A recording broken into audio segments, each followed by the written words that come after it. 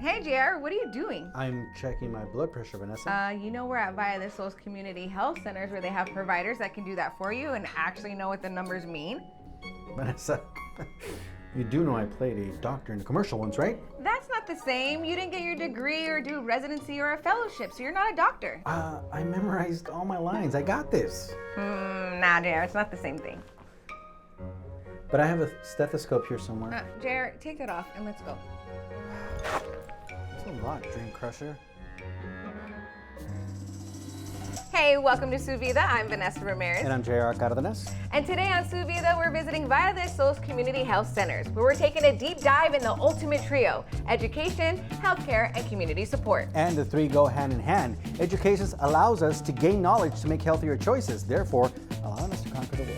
Yes, and the right health center will invest in us to make sure we're not only physically fit, but mentally fit too. Yes, and of course community support, a safety net that is there to give us a helping hand in case life throws a curveball. And this Power Pack Trio is helping to make sure that we have a vibrant and thriving community, and we can't wait to share it all with you today on Su Vida.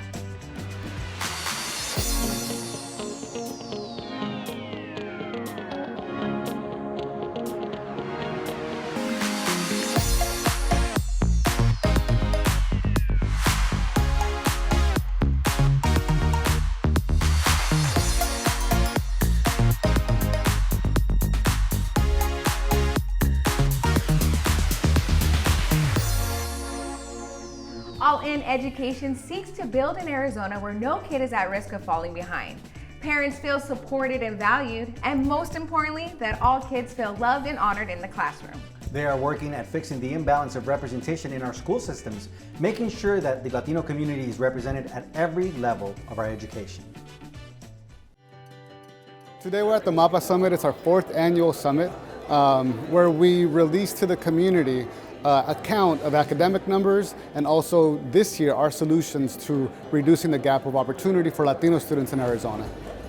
Today we invited funders, community members, business leaders, and parents so that we could all come together and address these very difficult issues. It's important to take a deep dive into disaggregated data amongst proficiency levels for Latino students and to come together as a community to see what we can do about it. This year, our MAPA Summit is going to focus not only on disaggregated data for Latino students, but we're going to take a deep dive into our leadership programs because that's our theory of change. Without strong lived experience and strong leaders, we can't make the changes that we need to close those opportunity gaps. All In Education was founded by our board chair, Luis Avila, who is actually our host this morning. He will be sharing a little bit about the history and the context, but we were established to ensure that we were represented at the highest levels of education decision making. So for example, right now, Latino students in Arizona make up 48% of the student population, but when you look at the state level education boards, we're only 17% of the makeup of those bodies that are making decisions on policies on behalf of the entire student population in the state. So we were established to make sure that those governing bodies, the people that are making policy decisions, programmatic decisions, practice decisions, whether they're in the classroom or at the board level, that our community is represented at every level of education. When we actually started All In Ed, it was in the middle of 2020, at the height of the pandemic, and some of the first folks that I turned to when students were experiencing disconnectivity issues with Wi-Fi and broadband were our partners at Cox, who stepped up and helped us get the Connect to Compete program expanded in communities like South Phoenix, where we work heavily in. So we're thrilled to continue to grow our partnership with Cox. Very excited to expand it this year. We just had Julio Herrera, a senior executive at Cox, join us on the board of directors for our organization, and we're just excited to continue to grow our relationship and our collaboration with Cox Communications. I really want folks to get involved with ensuring that education continues to be a priority for all of us. It is what drives our economic future as a state, and we have to make sure that Latinos are well positioned to be the future workforce, because they will be, regardless of whether or not we're ready for it. And so we're building a movement of leaders, community, grassroots, and grass tops to come together and really rally behind this mission. So I invite folks to visit us on our website, allineducation.org. They can find a copy of our MAPA report and join us on this journey that we're on. We're so thankful for all the work they're doing for the Latino community. Yes, love it. All right, well, stay with us because Su Vida will be right back. Su Vida is brought to you by Sands Chevrolet. Sands is the one. And Chicanos por la Causa. We are CPLC. FAFSA es un formulario federal donde puedes aplicar para tener ayuda financiera a no costo. Ahorita los aplicantes con padres sin seguro social están teniendo problemas, pero esto se arreglará a mediados de marzo. Esto puede crear mucha incertidumbre. Recuerda, no estás solo. Y acude a Aliento, una organización que ayuda a las familias inmigrantes para poder aplicar por esto. Visita azfafsa.org para más información y recursos educativos. Welcome back to Su Vida. I'm J.R. Cardenas. I am joined by Reina Montoya. Reina, welcome to the show, first off. Thank you. And I want to ask you about education. Well, education and higher education is necessary, but it can be very costly. What is FAFSA and where can students apply? Yes, FAFSA is a federal aid program that literally can allow you, once you apply, to have access to grants, which is free money, work-study programs, so if you want to travel abroad, you can even include that, and also loans. In that way, it's super simple to apply, even though that there's been a couple of glitches this year since they're digitizing everything. You go to the FAFSA.gov website, and then you're going to have to create a student profile. Once you create a student profile, you will create a parent profile, and they will link together to really figure out all your finances and create a package that is personalized for you. That way it decides how much free money that you're getting, or based on your financial aid and components that you will need, it would really help you access that. All right, so if students have questions about FAFSA, where can they go to get help? Yeah, I remember being 18 and being intimidated with the college career pathway. So if you're one of those people, or maybe a returning student and you're already old enough and you're beyond your 18, you can still get that information. We encourage you to go to acfafsa.org. It's a local hub of resources across the state of Arizona that will really support you on that one-on-one support, or have guidelines for you on how to apply for FAFSA. So one of the issues that we've been seeing with FAFSA, and it's gotten some attention, is students applying with parents without social security numbers. Can you tell us a little bit about that? Yes, there's actually 1 in 9 students that live in a mixed immigration status family that are like citizens, but their parents are undocumented. So what they can do right now is not to lose patience.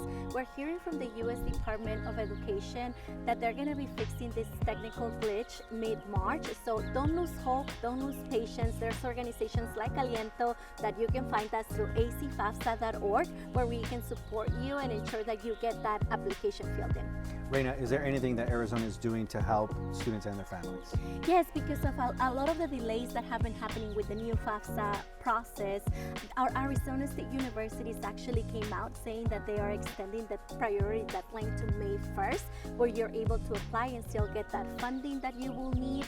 So please don't lose patience, but also don't wait until the last minute to ensure that you get that funding. Okay, so if there's like one piece of advice you can give us right now, what would it be? Don't be a procrastinator, making sure that you are doing your application unless you are part from a mixed immigration status families. Wait until mid-March, but if you are ready to go, make sure that you are applying, and then don't lose hope. Make sure that you come and reach out. There's acfafsa.org. I hope Vanessa hears that. Don't be a procrastinator, Vanessa. Apply now. Don't go away. We'll be back with more Su Vida right after this.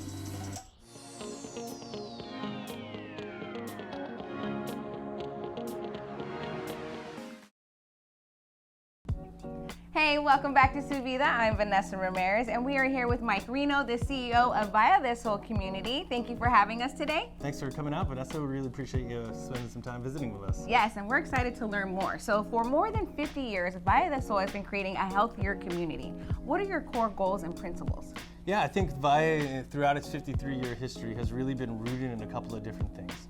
One, that we want to inspire positive change in this community, change that does away with things like hate and discrimination and racism. And second, we want to empower people to live the healthiest lives they can. When I look at Valle, I look at the whole umbrella of the things that we do. And that's healthcare on the primary care side. That's pretty obvious and visible, right? You come and you see one of our great doctors or nurse practitioners and they help you get healthy and live a healthier life. We have amazing mental health therapists and community support workers who can wrap their arms around people and their families to help them be healthier when it comes to their mental health and family life. But then we have things like leadership programs for the Hispanic and Latino community that help bring that next generation of leaders to the forefront. We really try to scope our whole services around bringing people up to the most effective level in their lives. Okay, so you touched on this a little bit right now, but can you give us some more detail about the healthcare services you provide here? Yeah, we have full comprehensive family practice. That's for babies all the way up to our oldest seniors. I think our oldest patient's about 111 right now, and everything in between. It's important for you and your family to get care when you need it and how you need it. And at Valle, we really take that seriously. I think that's one of the things that makes us a little bit different. From top to bottom in this organization, we really believe in families and the people that we serve. So we do things like video visits, so you don't have to come in and sit in the lobby and maybe be around people who are sneezing and coughing everywhere, and you can do it on your time. And we do things like the evening hours to make things easier and more accessible for the people that we serve. Okay, so you guys have a lot going on here. So you just broke down healthcare and mental care, but what about leadership programs or services? Yeah, we have the Hispanic Leadership Institute, HLI. It's a series of programs across the Valley, and we bring together young emerging leaders that want to make differences in their communities, whether that's run for Congress someday or run for their local school board. We want to encourage people to get involved. So you just shared a lot about your services, so how can someone utilize your services and support Valle Del Sol? Yeah, it's really easy. You can go to our website, valledelsol.com, and then also you can come to any one of our locations. You can call us, and you can donate your time, you can donate your money, and we put that directly into great causes. We also have our signature event every year, Profiles of Success. Oh, yes. Check that out online. It's an amazing opportunity to hear stories about success in the Hispanic and Latino community. That is a great event. All right, well, thank you so much for your time. We got to go check out JR and see where he's at. All right, Okay. yeah, thanks.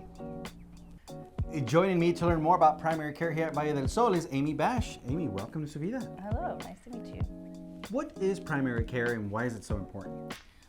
Primary care is very important because it is the first line for patients to get treatment in either acute illnesses or chronic illnesses. We often serve as the primary go-between, tertiary go-between with referrals and specialists to help take care of either same-day sicknesses or chronic illnesses. Sometimes finding a good primary care doctor can be the hardest part. How does Valle del Sol help make that easier? Well, they make it easier because they vetted some of the best that are out there. They give us continuing education credits, because medicine is constantly evolving, so we're having to learn all the new things that are going out there and be able to help our patients well-rounded. Nice. You also have virtual primary care coming soon. Can you tell us more about that? Yes, we're very excited about that. We've got Miss Monica Jeffers, nurse practitioner, coming on to take care of same-day sicknesses, because there's nothing worse than getting sick and you have to wait 3 weeks to see a provider. So we will be able to go online or call one of the clinics, and you can get scheduled for our virtual visits. Very nice. You also accept most insurance providers and also offer financial assistance. How can we learn more about eligibility for this? Well, we are an HSRSA facility, so we do take everybody, no matter the need. We have cash pay sliding scales that are in all of our offices and online, so you won't be surprised by an exorbitant bill. We are just passionate about getting people some health care. Amy, Valle del Sol offers integrated approach to healthcare. What does that process look like? Well, we believe in an integrated health program or health system where we incorporate primary care and behavioral health services. So even if you come in for the sniffles, we're asking you, are you depressed? Are you anxious about anything? And if you are, we can get you upstairs and talking with a counselor to get you on behavioral health services. Same also goes if you're here for behavioral health services and they notice you have the sniffles, or you've got high blood pressure and you don't have a primary care provider, we're able to step in and say, hey, we can help manage your medications and your chronic illnesses. And just works out perfectly because we treat the patient mind, body, and spirit. Okay, Amy, well, how can we make an appointment? Okay, so you can go online to valledelsol.com, or you can call us at one of our clinics at 602-258-6797, and we'll get you an appointment. Well, very nice. Thank you so much for all that information. Absolutely.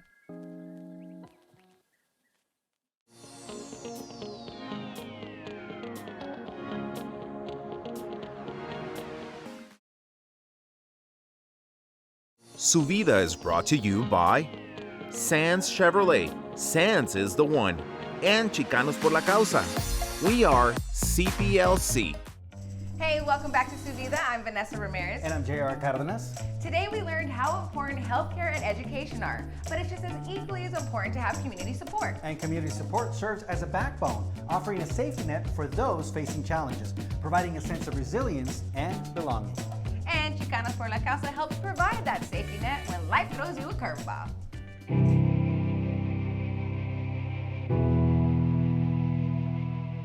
If it wasn't for Chicanos por la Casa, I don't know where I would be.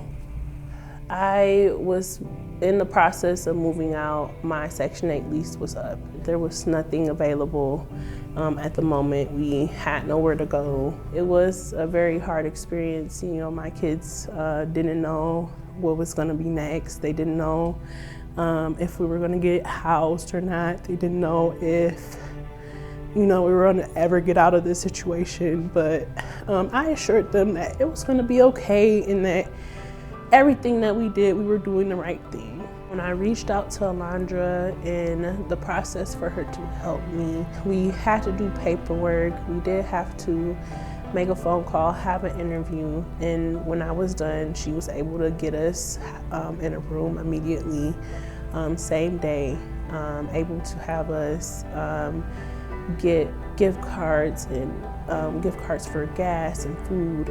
She bought hygiene, so the process was very quick, and I'm so happy that they were able to move things along as quickly as they did. Because Mighty Family stepped in, we didn't have to be out in the cold. It was really hard. I have an asthmatic son, so being out in the cold would mean that he would get sick and I'll have to go to the hospital. I was able to be in a warm place and have food. I'm sorry. I was able to be in a place to have food and somewhere where I knew my kids could lay their head. I'm sure she lost hope, but now Diamond is with her children in a safe space in her own home, a better paying job, and this just makes our heart happy, and it just reminds us why we do the type of work that we do.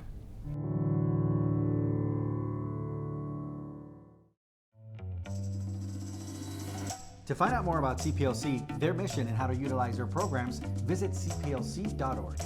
JR, knowing that we have great organizations like CPLC and Valle Del Sol in our community is really something to celebrate. And there's no better way to celebrate than with a rico plato delicioso. And our friend Doug Robson from Otro Café and Gallo Blanco shows us one of his favorite rico platos deliciosos, huevos rancheros. Yum. Check this out. So good.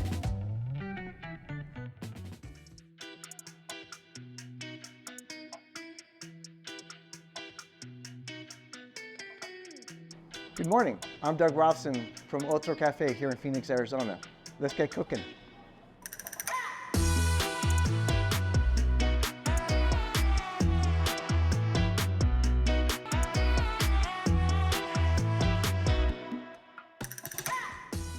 Today we're going to be cooking a traditional huevos rancheros. So let me explain to you the ingredients that go into it. And by the way, this recipe is something that I grew up eating back when I lived in Mexico City and became one of my favorite things to eat. Huevos rancheros is a dish that my Nana used to make for me when I was a little kid, and I learned how to make them with her. So I'm super happy to share this with you today. So let's go through those ingredients for you. So the classic huevos rancheros, you have quesadillas. We make our own flour tortillas here in-house. A flour tortilla is best right after it's cooked. So literally we'll take the tortilla ball and we'll press it. And it's really about eating that tortilla within 5 minutes after it's been made. And then the cheese we use for the quesadillas is a mixture of queso Oaxaca and queso Chihuahua. And then we have a bed of refried beans that we put in there. You can't have good eggs without a good side of beans. And then for the sauces, we actually serve two sauces. One is a ranchero sauce, which is a tomato base, and the other one is a tomatillo sauce. Both of them are very tasty. I recommend doing them Christmas style, where you do both sauces at the same time. And then your egg is up to you how you like your egg, whether it's over easy, sunny side, or even scrambled. And then we top it off with a little bit of queso cotija and some pico de gallo. And that all together comes together to become the huevos rancheros. The art of cooking for me comes down to a couple things. One, obviously the technique. And two is the ingredient. Where you get the ingredient from is super, super important. We use a lot of local farms, a lot of produce that's organic, to elevate the dish and make sure that we're nourishing people. You know, for me, it's the idea of cooking for people is for me, I'm a people pleaser. I want to make people happy. Where people come and they eat my food and they leave happy and they tell me they really enjoy it or brings back memories, it's what drives us as chefs, is that constant feedback that, you know, we're making people happy through their bellies.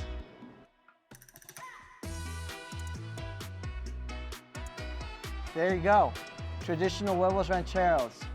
Thank you for allowing us to cook with you our famous huevos rancheros.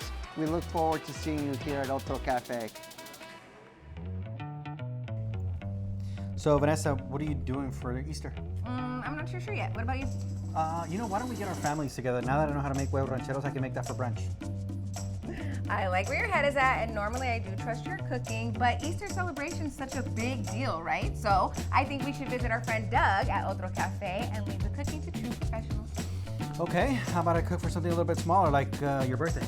You're making my blood pressure go high. You know my birthday's a big deal. Oh, it's okay. Listen, I met with Amy here at Valle Del Sol. She gave me some tips to keep that number looking good. I got you, girl. Wait, so you're telling me that you're part of the problem and the solution?